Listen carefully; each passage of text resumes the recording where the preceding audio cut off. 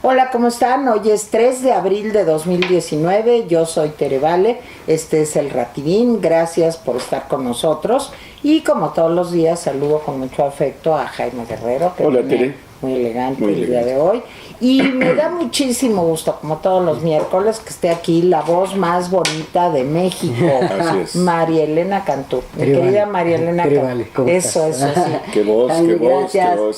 Sí, Bueno, muy bien. enamórense oyéndola también con sus poemas. Sí. Que hay que subir algunos. Hay que subir ahí unos pendientes. Adelante.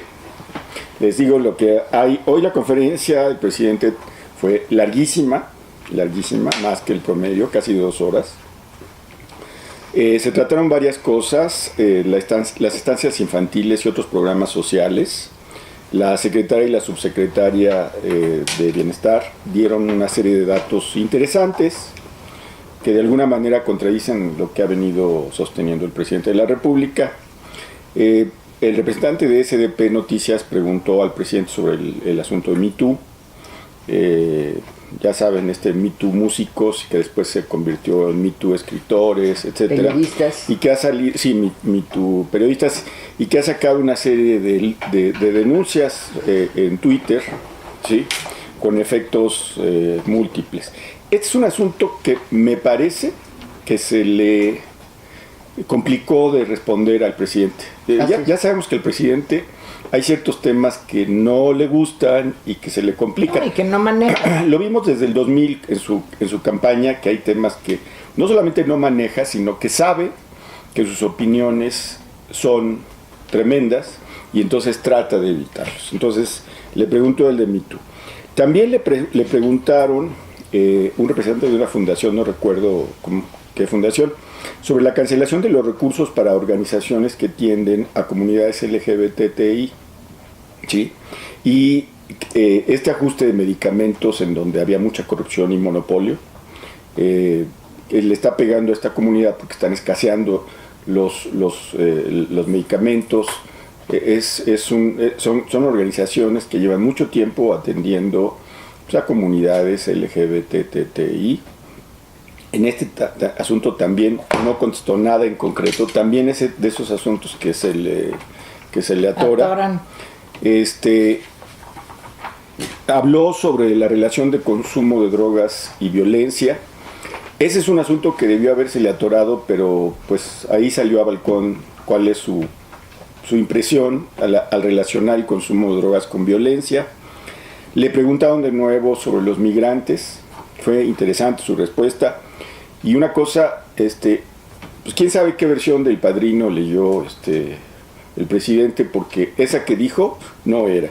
Yo creo que hay que decir al presidente, no cites libros ni digas de esas cosas, porque tiro por viaje te equivocas. Te equivocas. Bueno, pues esos fueron los temas.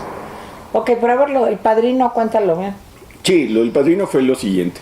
Él dijo, para demostración de que los que estudian fuera no tienen todas las verdades, que Vito Corleone había mandado a su hijo menor, Michael, seguramente no se acordó del nombre, a estudiar al extranjero, y que cuando regresó pues no estaba enterado bien de los negocios.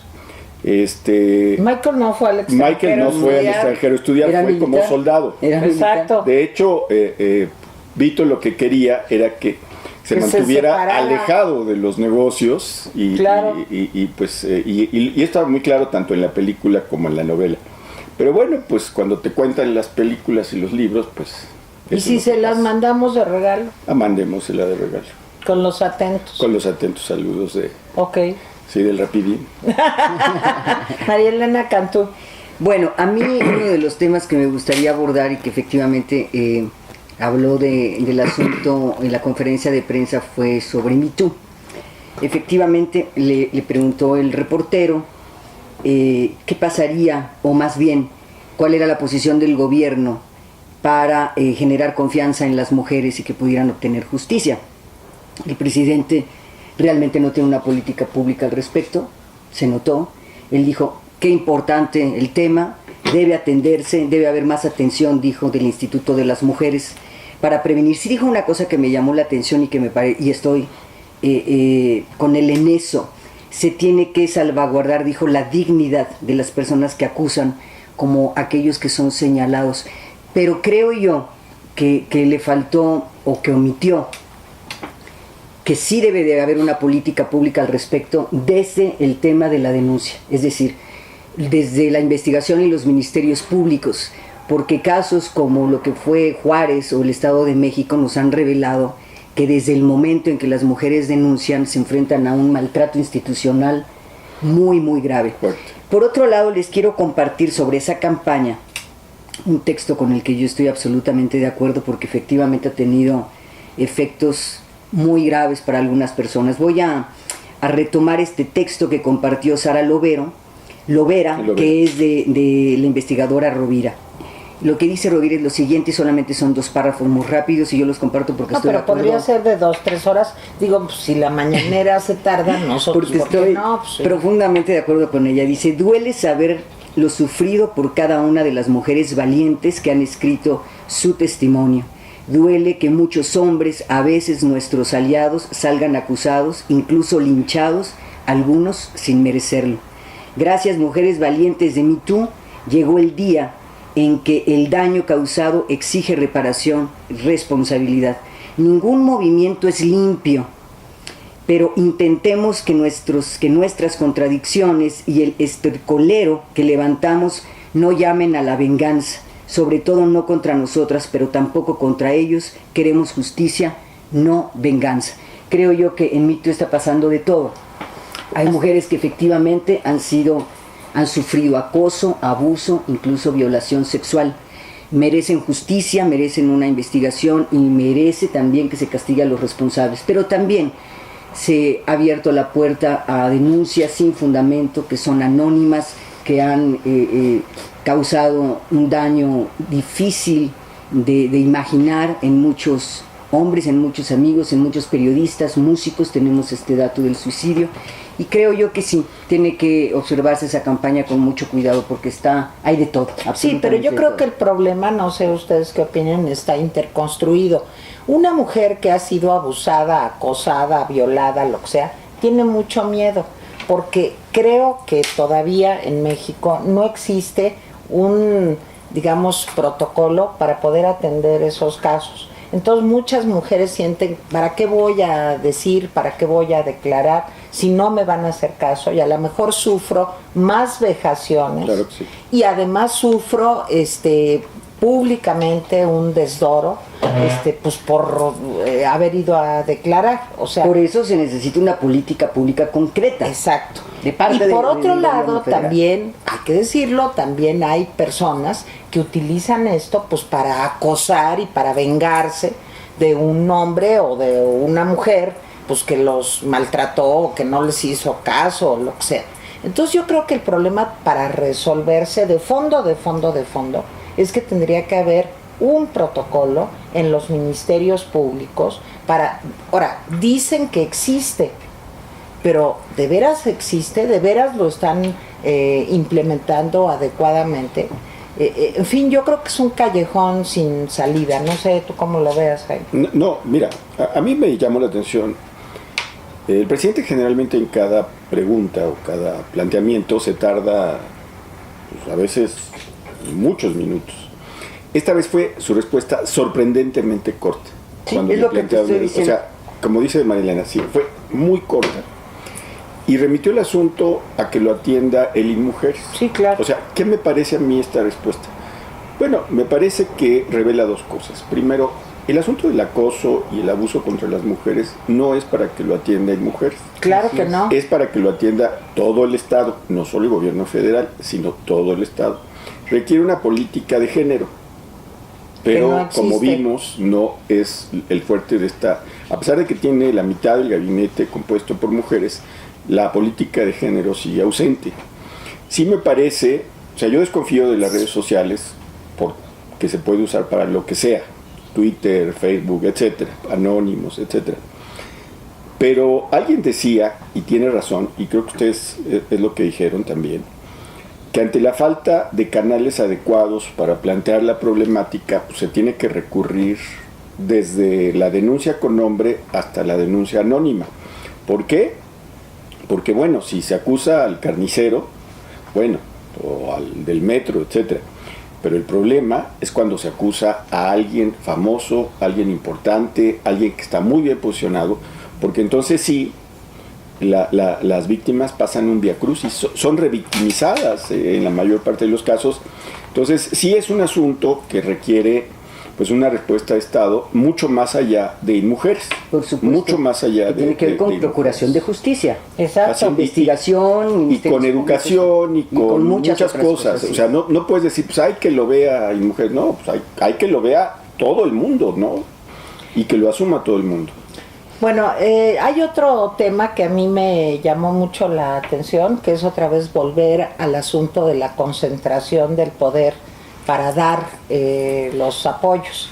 O sea, esto del censo de las estancias infantiles vuelve a poner el dedo en la llaga, pues de que no hay manera de que se mueva un milímetro el presidente con relación a esta idea que tiene de concentrarlo todo y él repartirlo directamente. Incluso, otro asunto que yo creo que es muy importante y que tiene que ver con la situación económica de todos, es que AMLO el presidente está pidiendo más recursos para poder llevar a cabo todos sus programas.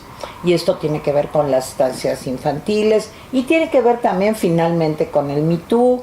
O sea, porque todo está destinado a esta política clientelar, digamos, de entrega directa de dinero. Entrega directa de dinero. Y, por ejemplo, un asunto tan complejo como los feminicidios, como el Me Too, como el mismo tema de las estancias infantiles, pues es un tema pues que no ocupa más que en la medida de que él pueda directamente dar los apoyos. Sí, Dos cifras interesantes, dijo, vamos por 20 millones de personas entre personas con discapacidad, personas de la tercera edad, jóvenes, etcétera, y llevamos 3 millones. Y va a ser en directo. No, más de 13 millones. Sí, no, 3 millones de personas que han recibido. No. ¿13? Dijo él que ya van 13 millones. 13 millones. Entonces, para corregir, 13 millones. Aquí el punto es, al hablar justamente de estas acusaciones anónimas sobre lo que se hace bien y se hace mal, me parece que un principio de justicia sería cuando él habla del censo de estas instancias, las que lo hicieron mal y se quedaron con el dinero, sí, claro, y las que lo hicieron bien su trabajo, para que el padre de familia que va a recibir el dinero en directo pueda elegir qué instancia infantil le conviene, me parece, y por un principio de justicia, que sí nos digan cuáles son las instancias infantiles que cumplen con todos los requisitos. Sí, pero eso no lo da a conocer. A ver, yo creo que la participación de la secretaria del Bienestar y la subsecretaria fue muy interesante. Y lo que dijo el presidente, igual. Lo que dijo el presidente va en la dirección que tú dices. El presidente dice que ha recibido peticiones de la gente, sí, de que ni siquiera el dinero lo entregue el gobierno. Así es. Sí, entonces uno dice, pues será helada del presupuesto, ¿no? Que no pase por levantas la tu almohada y lo que no pase por las secretarías. Sí, entonces es como el dinero del ratón. No, lo que significa esto es que quiere que quede claro que el dinero lo va a dar él, ¿sí? No el gobierno, él. En el fondo el mensaje es ese. Ese es uno. Dos, dice la secretaria y la subsecretaria un dato muy interesante, que alrededor de 97 mil niños, no pudieron ser localizados. Sí, que no servía la dirección, sí, que la calle no existía. A ver, pero hay que detenerse un poco en eso, porque es cierto, aquí tenemos un problema de calles. Si tú le pones a algo, le dices, quiero la calle Juárez, te salen 200 calles Juárez, sí, en una ciudad, ¿no? Okay. En fin, y además tenemos un problema que hace mucho, cuando era IFE, el IFE lo dijo, tenemos un problema porque el mexicano cambia mucho de dirección, alrededor del 20%, entre una elección y otra elección, alrededor del 20% de los mexicanos cambió de dirección. O sea, esa es una barbaridad. Y no lo informa. Sí, y no lo informa, o sigue teniendo, hay gente que se va a votar a una colonia lejana porque no cambió nunca su credencial. Entonces, ojo con lo que dijo la secretaria nunca dijo es desviación de recursos, dijo, no encontramos a 97 mil niños, porque la dirección no estaba actualizada, como tú dices, porque la dirección era inexistente, por muchas razones, e incluso ella dijo, si alguien quedó sin cobertura, pues pueden venir con nosotros, ¿sí? Y lo registramos. Y lo registramos. Ahora, lo que quiere decir eso simplemente es dónde está la corrupción. Porque la secretaria y la subsecretaria no hablan para nada de corrupción. No. Ahora, explicaron cuál es el mecanismo, y la verdad es que es la especialidad mexicana. El mecanismo para supervisar las estancias era de locos. O sea, el gobierno federal daba el recurso, el municipio veía unas cosas, el DIF veía otras cosas. O sea, la verdad es que no me extraña todo el relajo que había en estancias. Pero de ahí a afirmar que había una enorme corrupción son dos cosas diferentes. Sí, y yo creo que finalmente todo lleva pues a lo que decíamos al principio de la plática, a la concentración de recursos, a la concentración de poder, aunque les quiero decir que yo creo que todo el mecanismo administrativo para implementar estas entregas directas no está bien construido. Yo escuchaba ayer en distintos medios de comunicación cómo personas de la tercera edad estaban esperando ya su dinero, digamos, para comprar las medicinas, para poder hacer la compra de la comida, para, en fin, cosas indispensables. Está muy lento. Muy lento. Entonces, dijo que a partir del 4 de abril todo se va a regularizar. Sí. Es mañana, ¿verdad? Sí. O sea, yo nomás quiero ver eso. Bueno, una conclusión rápida final, María Elena. Bueno, pues ahí estamos, con temas que muchos, incertidumbre para mí es la palabra, muchas cosas no quedan claras, no sabemos muy bien para dónde va todo, pero leyendo yo la columna de José Woldenberg en el Universal sobre el tema de concentración de poder, qué está haciendo el Ejecutivo respecto al poco respeto que le tiene al Congreso en materia de la selección, digamos, de personajes concretos para dirigir instituciones, me parece que ahí hay un foco rojo. Todo para mí, todo lo controlo yo, soy Andrés Manuel, punto. Entonces yo creo que ahí tenemos que tener cuidado, tener atención sobre ese tema. Claro. Mira, yo te diría lo siguiente, este mecanismo de mañaneras en donde se espera que el presidente sepa de todo, finalmente deriva en una cosa. El presidente nunca se compromete claramente, contesta generalidades y al final los periodistas no tienen tiempo para ser incisivos, ¿sí? No tienen tiempo para decir, oye, pero es que tú me estás diciendo esto y la secretaria está diciendo otra cosa. Es que tú no puedes decir que el crecimiento va a ser 2% y tu secretario de Hacienda dice que no. O sea, ese tipo de cosas parece como si Andrés Manuel flotara sobre su gobierno. O sea, no solamente sobre la sociedad, sino también sobre su gobierno flota, ¿no? Y yo creo que eso tiene que ver con lo que decía María Elena la semana pasada. Queremos datos duros, queremos información, queremos realmente conocer cuáles son las instancias en donde había corrupción, como tú dices. En fin, no hay transparencia. La transparencia es igual, pues digamos, casi a cero. Yo sí tengo una certidumbre, tú tienes incertidumbre, yo tengo una certidumbre. Esto nos debe de preocupar a todos. Yo creo que eso sí es total, o sea, no nos podemos quitar esa preocupación, digamos, ciudadana, de que las cosas pues no van como muchos quisiéramos que fueran. Bueno, María Elena Cantú. Gracias, Tere, gracias, Jaime. Hasta la próxima Ya saben, semana. todos los miércoles, María Elena Cantú, Jaime Guerrero, su servidora, todos los días aquí en el Rapidín. Suscríbanse en YouTube, es gratis, no les cuesta nada. Bye.